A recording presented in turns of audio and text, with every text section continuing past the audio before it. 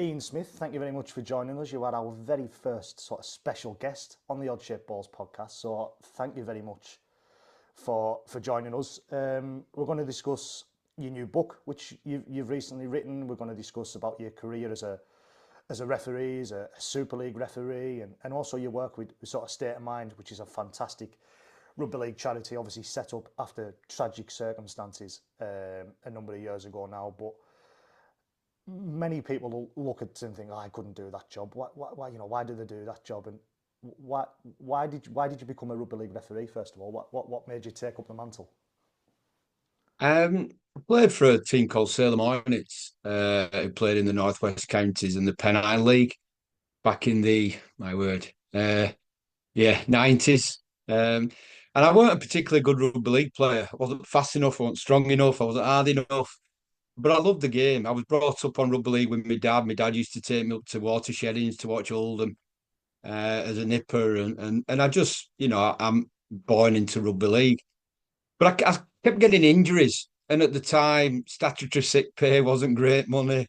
And I just thought, I was getting a bit of hassle money wise. And I just thought, you know something, I'm going to have to take a different career path. And I had quite a nasty rib injury. And while I was off with that rib injury, I thought, I always wanted to be a referee. Well, I'll rephrase that. I always knew the rules. When the game was going ahead at the amateur level, I was always the one where some of my teammates would turn and say, "Has he got that right?" And it was one of them where I'm a rugby league aficionado, so I wanted to know the rules. And then because of this rib injury, that early '96, I just thought, I'm going to go to my local referee society and just take their exam. And wow, it just went bang, bang, bang. Within 21 months of that decision, I was a Grade One refereeing in what is now Championship and League One. So it was just like, cool. Where did that come from? So from a little acorn, if you like, it just exploded, and I just felt from doing my very first game at under 14s and then an open age game, it just became wow. I love this. I never got a buzz out of playing like I did out of being a referee, and it just manifested itself from there. To be honest, Jordan. You mentioned it was you sort of skyrocketed, didn't you? Like you say, you mentioned there from refereeing your first game to then being in charge of professional games. It was less than 2 years. I mean, while the progression is there these days for obviously match officials, or if they're starting up here in Cumbria or down where obviously down in Oldham, the progression is there, but it probably wouldn't happen that quick. But that progression is there. Was it just the whirlwind? Were you able to cope with how quickly that progressed? Obviously, were you expecting to progress that quickly or go down that route? I don't think anybody expects to progress as quickly as that. I just think there seems to be an opening. Obviously, nowadays, a lot of the match officials come in very young. So they've got a long path, they've got a long time and a long, career ahead of them. Where I didn't start refereeing until I was 30. So it was almost, I need to do this now. And the one thing about playing, as you know, the difference between playing and being a match official, as a team, you're reliant on other people putting as hard work as you are. And even though I trained really hard as an amateur player, some of the others around me, even though they were better players, didn't put the effort in that I felt, I did. But then as a match official, as a referee, the harder I worked and the harder I trained, the more I studied the game, the quicker I could progress because there was an opening, there was a pathway, and I just grabbed it with both hands. And it just look, there's a lot of luck in refereeing. I was at the right place at the right time, being watched by the right person. And if I hadn't have been, maybe I wouldn't have got there so quick. Or maybe the players wouldn't have, there was one where there was a mass brawl right early on in the game, which I write about in the book, in a Challenge Cup game with two amateur teams. And I was being watched by the right person, John Ulsworth at the time, and he was in charge of the next grade up. And because he was there watching me, he saw something in me in that performance. And then the following day, I got a phone call from him saying I've been promoted to grade two. So there's a hell of a lot of luck involved in that progression. suppose it'll be the days you wouldn't, if there was punches thrown all over the place now, it would have been 7 red cards, match would have been abandoned, it would have, and that might not have happened. So yeah, like you say, right place, right time. Throughout the book, obviously, you've got your memories of refereeing, World Cups, going down under as a video referee. But obviously, we want to maybe focus particularly on obviously your memories of refereeing in Cumbria, whether that be at a community level or at the professional level. There's one particularly in the book where you mentioned obviously about the former Whitehaven and Workington coach, Gary Charlton. You've said you can't quite remember the game it was at, but he was a bit reluctant to do something you were asking him on that afternoon. Yeah, Gary one of my touch judges came in and mentioned about a wedding ring that Gary was wearing. And as you know, players aren't allowed to wear any jewellery. And he said that it had been taped up, and he played with it many times with it taped up, uh, which I took that as a pinch of salt. And I decided that at no point, no way could he play with a wedding ring on.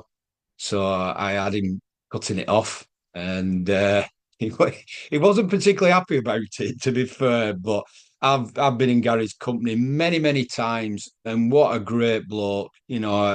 For me, he's an icon of the Workington Whitehaven area, and he's just a really genuinely good bloke.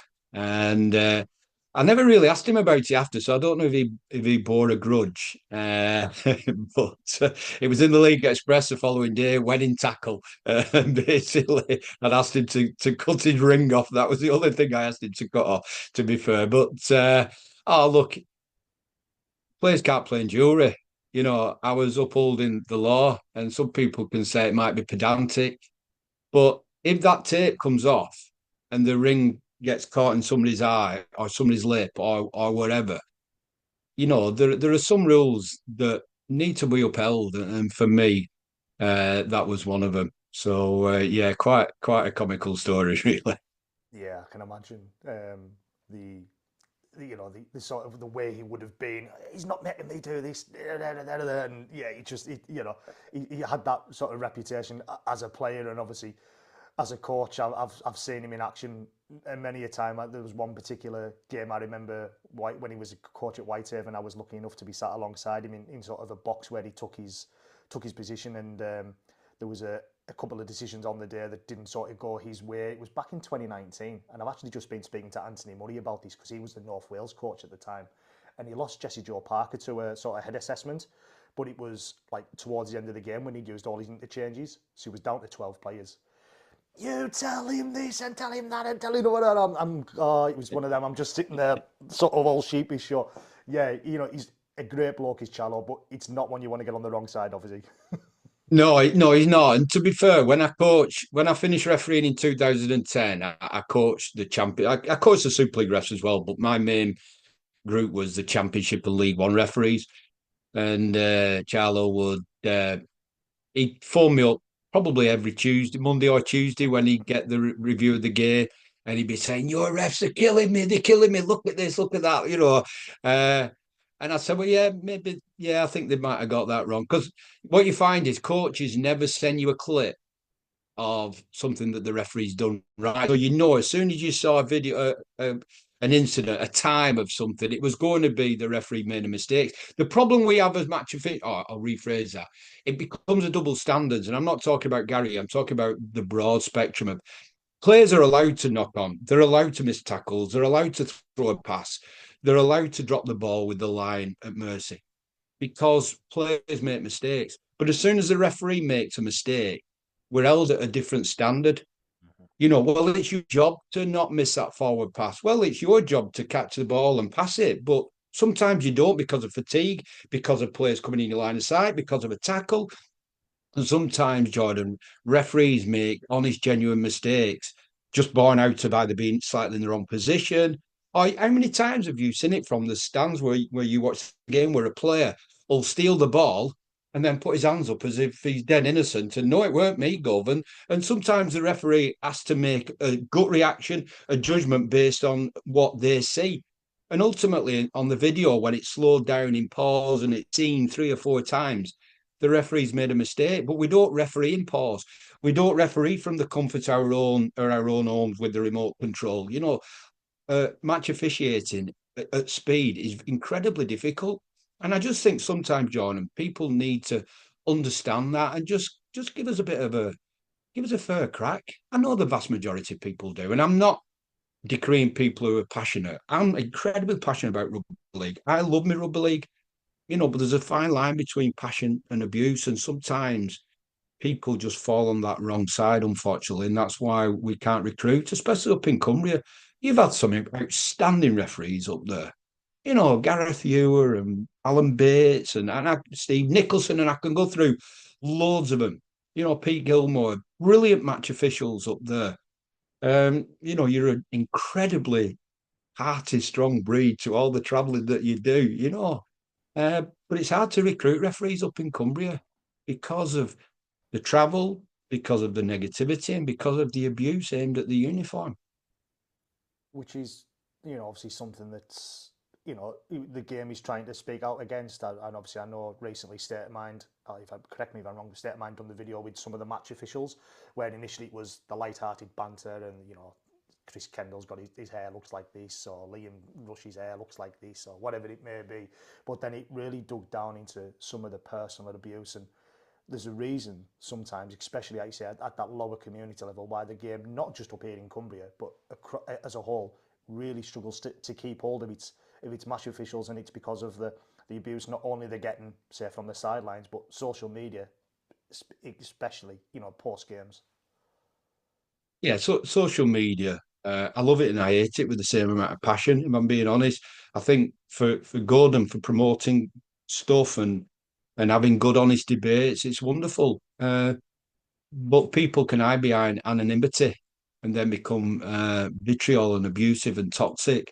And what's it gaining? All right, they might have their own bad time at home or at work. So do you know what I'm going to do? I'm going to go and watch a game of rugby league on the weekend, and I'm going to get vent all my anger, and I'm going to absolutely abuse a match official because it makes me feel better. Where does that come in somebody's psyche that they feel that that's right? If you can't say that to the face, then don't start hiding behind anonymity on a keyboard and tell everybody what an absolute so and so the match official is, because it's just not right. And this is the downside. I've done a lot of podcasts and I do a lot of the type of stuff lately. Obviously, one to promote my book, but two just to speak out about match officialdom and the abuse. And I get tired of talking about the negativity. I get tired of not being able to promote what a wonderful life it is being a match official. The opportunities out there are incredible. Travel, being on the pitch with some greats at any level, it's just a fantastic job. And you want to promote it and just say, look, forget all that peripheral stuff. Enjoy it. Unfortunately, the peripheral stuff, the abuse and negativity, does cloud and it does put people off, because I don't want to sit in a dressing room and have to walk onto a pitch at any level knowing that people are going to shout and hurl abuse at you. Why would anybody want to put themselves in that arena? It's something that many people do sit on the terraces and go, do this and do that. But then you go, well, you're going to take up a whistle, and they go, oh, no, I couldn't do that. And it just shows you. But you mentioned as well some of the opportunities that you've had as a rugby league official. I know you've been part of internationals. Obviously, you mentioned about going down to Australia, video refereeing. You've got some fantastic memories. Not obviously only as an international referee or going to do them games, but right here, you've been to some of the game's biggest spectacles. Like you said, this rugby league, especially being a referee, it can take you to some fantastic far-flung places. It does, mate. It does. And yeah, South Africa, America, Russia, Lebanon, Australia, New Zealand, 80 weekends in the south of France, and just all over Britain. And doing something I love doing. This is not. I've not gone there doing a tough mudder or anything like that. This is doing something that I'm passionate about and being paid for going.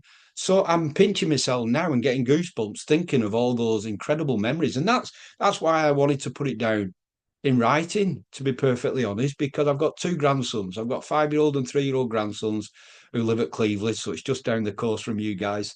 And I just wanted to write something. One, to promote how great it is being a match official, and I hope that comes across in the book. I know there's some negatives in there, but the vast majority of it is promoting and celebrating what an incredible opportunity, an incredible life it can be being a rugby league match official, and one with an average modicum of talent, really. You know, I wasn't in the echelons of your Phil Benthams and your Ashley Klein, your Richard Silvers and your Steve Ganson, and I get that. And Russell Smith and Stuart Cummins previously to them.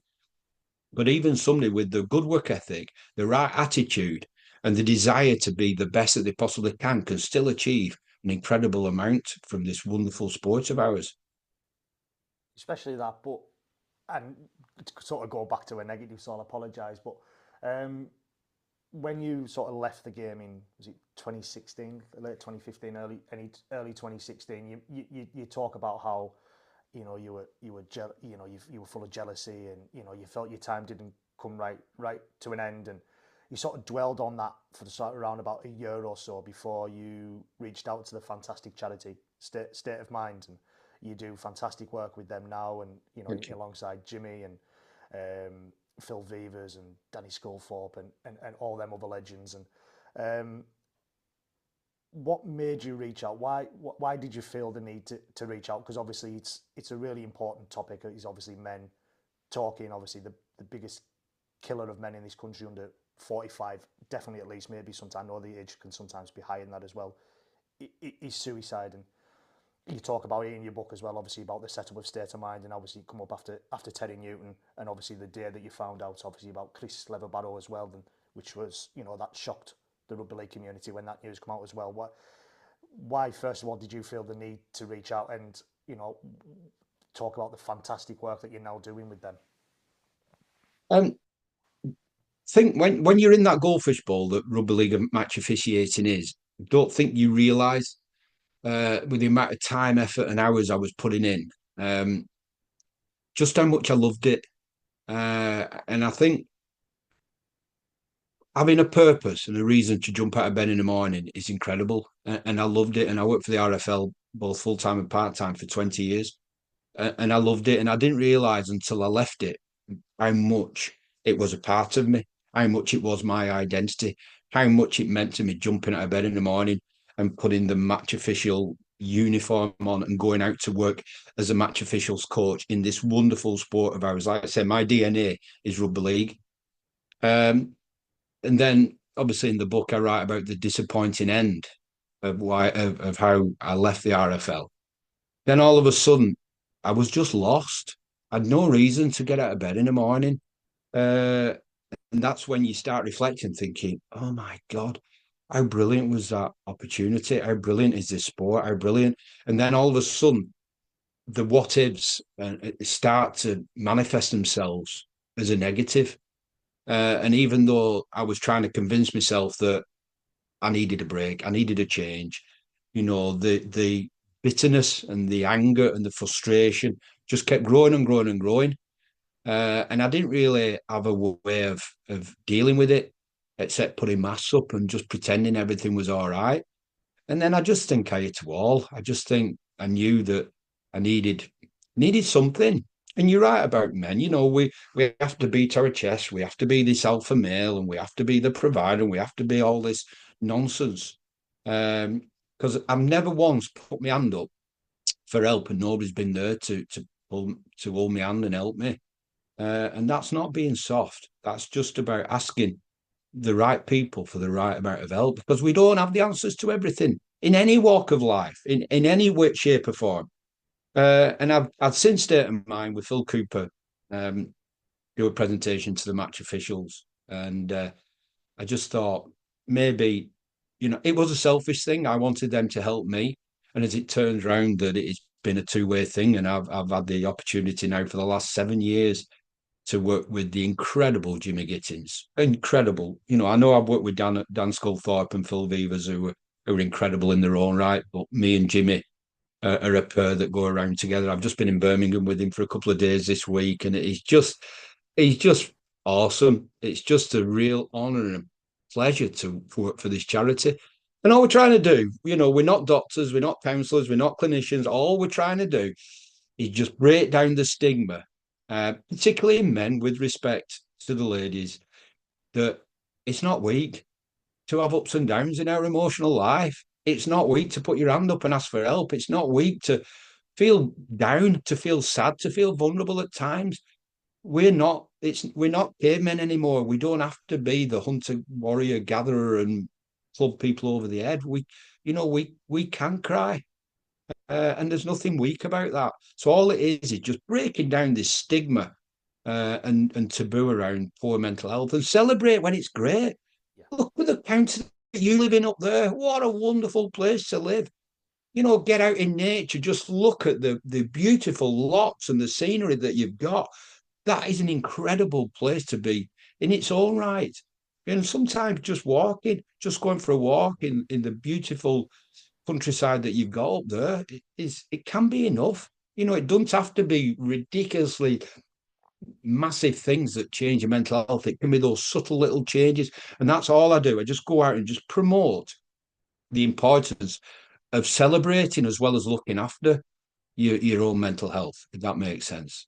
It certainly does, and like I say, it was set up in obviously in tragic circumstances following the tragic passing of Terry Newton, which we what 15 years ago now, is it Yeah, since Terry? just before.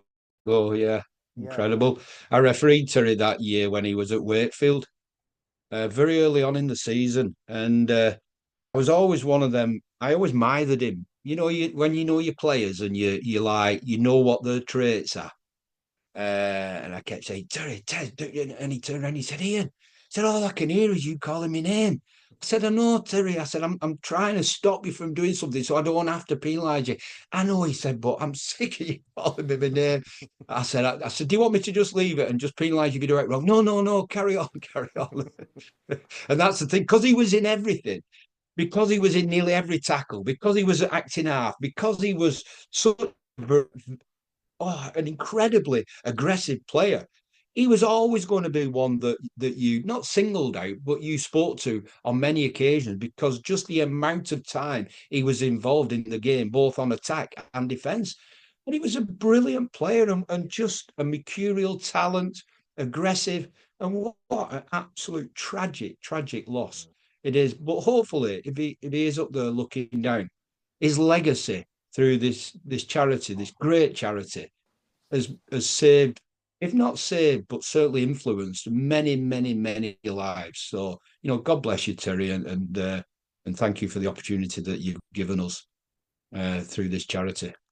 if the charity has changed one person's way of thinking, or one person's, or even saved one person's life, and it's done its job, and it's because, like you say, it's such a subject that until recently was such a taboo subject that men didn't talk about it. And well, everyone didn't talk about it, but especially men that didn't talk about it. And unfortunately, them facts and figures are still there. And while them facts and figures are still there, it's important that yourself, Jimmy Gittins, and all involved with State of Mind can still continue to do this fantastic work, because to ensure that people know it's, I've got my Andy's Man Club band on. They know, like, Yeah, yeah, they know it's okay to talk, it's okay to reach out, and it's not okay not to be okay. yeah, yeah. Look, life is a roller coaster. You know, things happen in life that you don't see, and they come and they emotionally beat you up. And we're allowed to be emotionally beat up. It doesn't define us. It's just a case of, right, something, I'm going to get back on this horse and I'm going to get back in the game, or whatever the analogies are. And with the right support, with the right help, like I said, there's not only State of Mind and his Man Club, there's loads of incredible people doing incredible work out there with incredible people.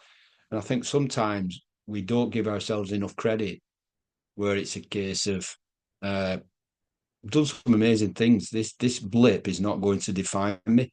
And the one thing that 1 year from January 16 to January 17, that 1 year is not going to define me. It doesn't define the book. It doesn't define my career. It doesn't define my life. But it's a part of my life that has led me to where I am now. So I don't regret that year because of what it gave me, and knowing the people around me, the support that I got. I didn't realise just how invaluable that those people were in my life. Here. Sort of wrapping up now, Ian, but I want to get you sort of like a few quick fire questions, obviously about your time within rugby league, or yeah, and it's obviously over the last few years as well. That best friend in rugby league. Best friend in rugby league match officialdom, Phil Bentham. Phil Bentham, Jimmy Gittins now without a shadow of a doubt, but in rugby league as a match official, Phil Bentham. I'm so glad that he took over head of match officials, and I've gone back as a consultant now, and I wouldn't have done that if it wasn't for Phil. He's got honesty, he's got integrity. He was a brilliant referee, an outstanding referee. When I went to Australia with him in 2015, he was head and shoulders better than any referee in the world at that point. So Phil Bentham, without a doubt. Best memory in rugby league, whether that be as a referee or as part of state of mind you work with them. Your best memory. What's been the best thing for you? Uh, Best memory as a match official. Uh, wow, what a great question. I don't know, to be honest. Best memory. To be honest, the book is about the final whistle. So that is the biggest memory. Sending off Lee Radford for punching Ryan Bailey. I won't say it's the best memory. It's the most vivid memory I have because of how it ended my career and one thing and another. But I think I've been lucky and fortunate to travel the world and referee 271 Super League games. I'll tell you one of my best memories. When I penalised Alan Langer for giving a forward pass at Wilderspool, and he looked at me. Alan Langer puts his hand on his hips, looked at me, and just shook his head, never said anything. And I just thought, oh my word, the great Alan Langer disagrees with me, and I'm signaling this forward pass, and I'm so over exaggerating it because I thought I've got to tell everybody that I was right because the great Alan Langer, and I realized, hang on a minute, uh, I've got as much right to be on this pitch as Alan Langer. He's a great player, but I'm a better referee than him. But just the way he looked at me, incredible. Alan Langer, can you imagine officiating Alan Langer? It's a pinch me moment. It's a wow. It's a goosebump. I've got goosebumps now thinking about it. He's a legend. Fantastic. And we've got a sort of a segment on the pod as well that we call heroes and shithouses. Now we normally do a heroes and shithouses of the week, and you don't have to answer one if you don't want to. But I'll ask you the first one first of all. Who's your hero within rugby league, or maybe outside of rugby league? But who was your hero that maybe within the game of that helped you drive to where you got to? Oh, obviously my dad, because he was the one that took me to games. I miss him big time. My hero for the last 7 years is Jimmy Gittins, without a shadow of a doubt. Somebody comes into your life that it makes an incredible difference. Uh, the heroes on the pitch, um, I think the Oldham connection for me. Barry McDermott, Kevin Sinfield, Paul Sculthorpe, just absolutely jump out at you. Just great. So I lived next door to Barry for a while, and what an absolute gentleman! Incredibly difficult to referee, but not difficult to referee just because you knew that every time he shot off that line, he wanted to smash people. So as far as rugby league heroes go, they're absolute up there with your Scullys and your Kevin Sinfields, and obviously your Rob Burrow. Somebody asked me about Rob the other day. I refereed Leeds 84 times through my career during the noughties, and Rob will have played probably 90% of them. So I was in the privileged position of seeing what a great player he was. The one thing that really stood out for me was no matter what the result was, no matter whether Leeds won, lost, or drew, he would always run and make a beeline for me after the game, after the final whistle, to shake my hand and thank me.